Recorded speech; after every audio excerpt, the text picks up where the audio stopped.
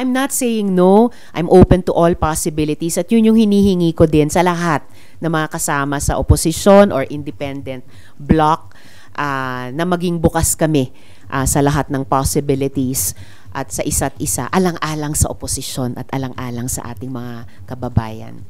Hindi ko pa talaga alam kung sino-sino iyon. Kasi magiging bahagi yon ng selection process na I'm hoping madesenyo namin after the first 9 months ng pag-unify ng mga puwersa namin. Basta dito sa first 9 months, unification muna dun sa mga magkatrabaho nitong kampanya at saka yung may historic working relationships na and yung that level of confidence and trust in each other. Pag nagawa namin yung homework na yon, yun yung solid core from which we can further expand or explore.